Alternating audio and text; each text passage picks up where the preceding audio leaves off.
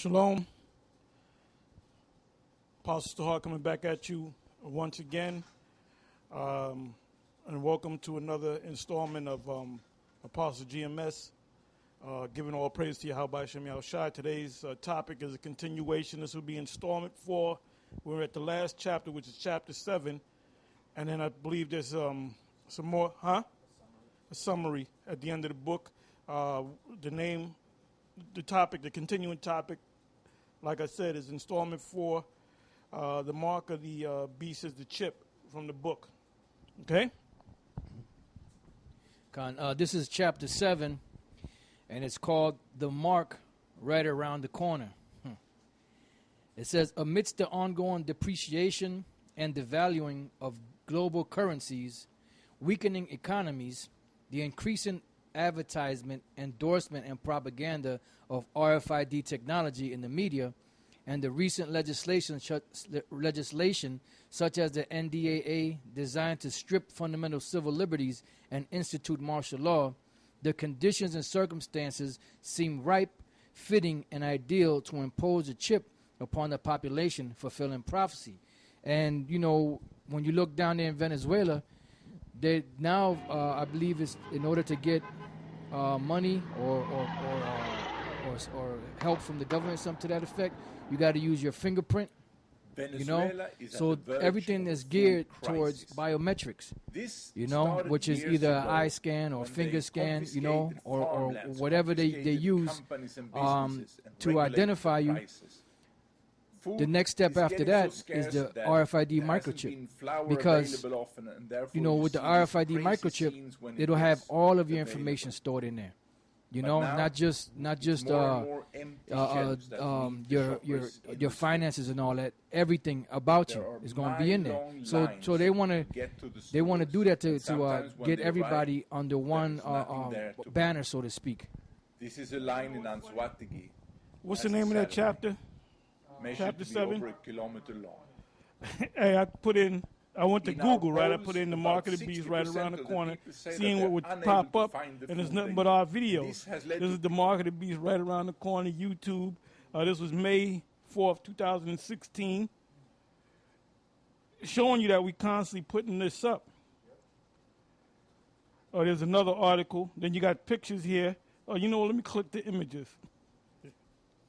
Boy, the first images is us.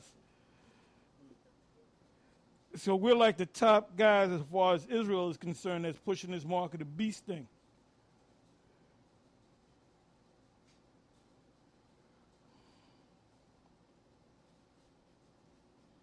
So that's how we know they're watching us. The watchers are watching us. Let's pray that the Most High is watching over us as well. This is over 10,000 people have now received a permanent human RFID. That's just another article.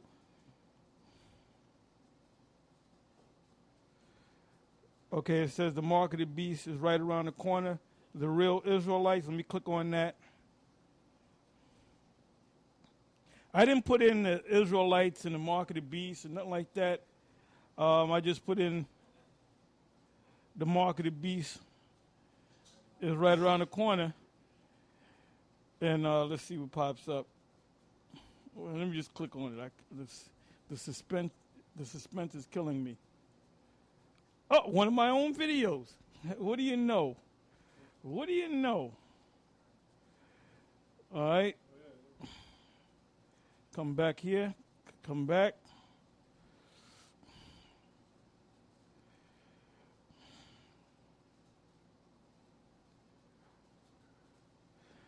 Do you think the mark of the beast is around the corner? The mark of the beast is right around the corner. MP3. Oh wow! If you need MP3, you can download the videos. This is amazing. It says it's of no mere coincidence that the elite banking families appointed Obama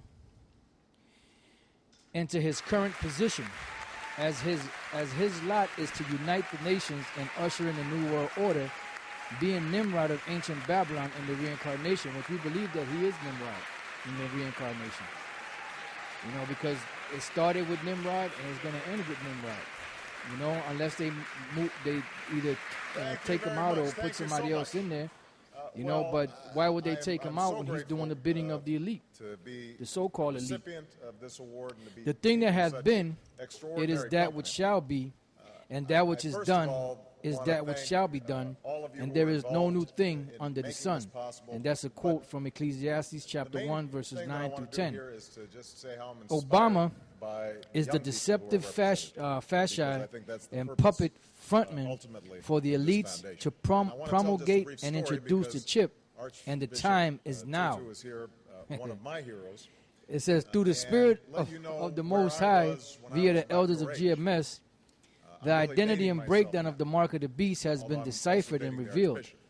In fact, the mark of the beast is here being used extensively in vehicles, public transit, bus, rail, subway, retail and inventory systems, the military, passports, libraries, museums, schools, and universities, hospitals, and healthcare, and in credit and debit cards. And you notice this was written a few years back. And now how much more has that usage increased? You know? 2013. So that's what? That's 3 years. You know, and this right here is reading as a blueprint to what's actually happening right now. You know? So how much more has that knowledge increased from that time 3 years ago till now? You know, just showing you, man. You know, and that's why Nate's not making. He tried to make that video. It's June. Ain't no microchip. It's June. You know, but it's more and more evident as each day goes by that the microchip is the mark of the beast, and they can't get around it. So the only alternative they could do is say what? Well, you know, we didn't say that they didn't have the technology of the microchip, but that's not the mark of the beast. That's all. The only comeback they could come back with. It says RFID, and then really, you know, if you don't accept Christianity, that doesn't mean you can't buy or sell. You know, that's a bunch of BS. RFID. You had something, Apostle Gabor? No, I was just gonna remark on what you said. They can tell you it's not the mark of the beast, but they can't tell you plausibly what is the mark of the beast. Yep. They'll say Christianity, which makes, like you just said, which makes no sense whatsoever. Yeah, because how is being a Christian or Catholic or whatever, how is that to have anything to do with buying or selling? You know, it's RFID.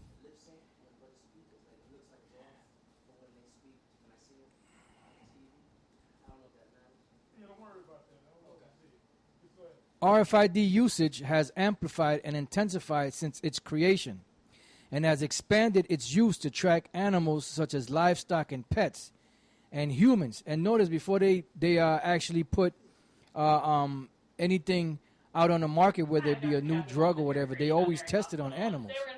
You know, you got lab rats and monkeys and all that they always test it on. So these track RFID implants were tested on animals, and they were able to find these animals. And now the brother Yashawamba down in the Dallas camp, he did a video where, you know, as soon as that whole situation went down with the alligator and that toddler, you know, they said that would the toddler have been safe or something like that if he would have had an implantable RFID chip in him or something to that effect. So pretty much they're pushing that. Every time something happens, they're pushing the RFID chip more and more. It says children, toddlers, prisoners, etc. The idea or notion that a small microchip would one day be implanted into humans is no longer science fiction or fantasy. It's reality, evidently RFID technology. Application and use will continue and advance upon the masses on a larger scale, which is happening right now. Ultimately becoming both a norm and standard in our society and world. And that's why they keep pushing that thing now, you know, about the RFID chip. to get the people more and more conditioned to it in the acceptance of it. Now when you go to the store and you have a credit card, they no longer swipe the credit card. I hear the cashier all the time, use the chip. You know? Why? Because they're slowly but surely getting the people's mind used to that. You know? Getting the mind conditioned to accepting that, you know, that's a norm, like an everyday norm. So when they actually put it into people, they're already going to be programmed to using the chip anyway. It says, we are presently in the time of warning our people, namely the elect of the nation of Israel. That is the purpose and intention of this book. And the job of the men of the Lord, those aware of the truth and are not teaching our nation, who fail to notify, warn, and alert our people of the impending perils of accepting this chip, indeed do greatly err, as their blood will be required at the watchman's hands. And I gotta hit that. It's Ezekiel chapter 3. Ezekiel chapter 3. Matter of fact, let me get it in the Bible. This is the book of Ezekiel chapter 3 and starting at the 17th verse. And that is true. You know, and that's why we constantly getting on these false leaders of Israel, beginning with Nate, General Yohana, you know, and the rest of them clowns, you know, that they're supposed to be warning the people. They're not supposed to be like those foxes in the desert, which is exactly what they are. You know, they're in the desert hunting the prey being Israel out there. You know, so we're supposed to tell them whether they hear or whether they forbid anyway. Ezekiel 3 and 17, Son of man, I have made thee a watchman unto the house of Israel. A watchman watches. Watches for what? Watches for an impending danger that's coming and warns the people. That's the part of blowing the trumpet so the people could get themselves ready. Those that get ready, good. Those that don't prepare themselves, tough. It says, therefore hear the word at my mouth and give them warning from me. Because the Most High himself ain't going to come down here and warn you. He got his men down here, you know, to warn you, to tell you what's going on. And if you take heed, you do. If you don't, then, hey, that's your problem. Yeah, there's an example of when the Israelites didn't want to speak to Moses. Yep. And they wanted to speak to the Most High straight up. And you know what? Let me see if I find it.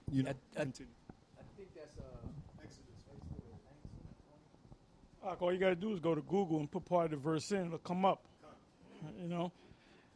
It'll eventually come up, you know. You know, we're coming to a time where these prophecies are coming to pass, and they're going to come to pass more and more because we're almost out of here. And, you know, all this information on the RFID microchip is evident that we're in the last days, and that's definitely the mark of the beast in the book of Revelation, the 13th chapter. But anyway, when that actually it's going to be a point where we're talking right now. All right, we're teaching, we're talking, we're prophesying, whatever you want to call it. All right, prophesying, and there's going to come a time where the prophecies are going to come to pass, and they are coming to pass. Now, the ones of you that didn't take heed to what we're saying, whether you just don't believe or you're a scoffer or whatever you may be, when it starts happening, man, what you're going to do, you're going to bug out. Because every last one of you, the hour of temptation, as a matter of fact, give me that, Revelation 3, verse 10, I believe it's in. Every one of you is going to be tested. You're going to be tried. And that marketed, that microchip is going to be presented to you. And then we're going to see, then you're going to start thinking about us. You're going to be thinking about all the videos you watch and you scoffed on, you know. You scoffed at us. But you're going to have to, at the end of the day, you're going to have to make a decision, all right? So go ahead and read that. This is the book of Revelation chapter 3, verse 10. Because thou hast kept the word of my patience, I also will keep thee from the hour of temptation, which shall come upon all the world to try them that dwell upon the earth. So this thing is going to be a worldwide thing, you know. So when the situation that's going on down there in Venezuela, you know, which is the latest, you know, those people are experiencing devastation. You know, they're experiencing hunger, malnutrition. You know, they're bugging out because they can't get the basic essentials or their basic needs from day to day, toiletries and food and things of that nature. So right now they're feeling the crunch, you know. So the next step, and they're desperate. So whatever thing they present, the government presents to them to bring them back to normalcy, they're going to accept it. They can eat again. You know, they can go back to school. They can watch cable. They'll get electricity. The lights come back on. They can use their smartphones, their laptops. Of course, they're going to accept it. Measured to be over a kilometer. And the Pastor has been going over this term a lot lately, normalcy bias. You know, which basically, if I may just read this real quick, it says, this is from Wikipedia, it says the normalcy bias or normality bias is a mental state people enter when facing a disaster. It causes people to underestimate both the possibility of a disaster and its possible effects. This may result in situations where people fail to adequately prepare, and on a larger scale, the failure of government to include the populace in the disaster preparations. You know, and they show you that, I don't know the name of the movie, but I'm not sure if that was the one with, if it was 2012, or if it was the one with Morgan Freeman in it. You know, where they show like impending danger and impending doom upon the earth, and they only had enough room for certain teachers, astronauts and physicists and doctors and certain deep impact, right? So they only had the reserved places where they had for people to go to was only reserved for a few, you know, and the rest of the populace was not included in that. You know, so that's what's happening now. When the government sets up something for continuity of government, they're not really thinking about the populace and the people. They're thinking about the continuance of that society through that government. They're not thinking about the people. That's why they plan on destroying.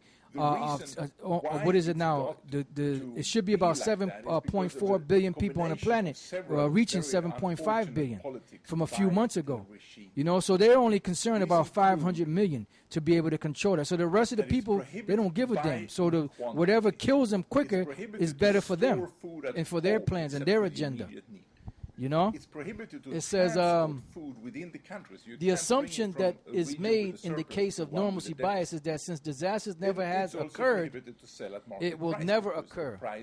So that's what they bank on, because you know that's why these news the news and the weather and all that, they always prepare people for the worst. Oh my goodness, you got to prepare for the worst. This hurricane is coming. It's going to be the worst hurricane ever. Or this disaster is coming. It's going to be the worst. And people bug out. Well, Esau is heavy into that, man. Jake is not into that. They're not into preparedness.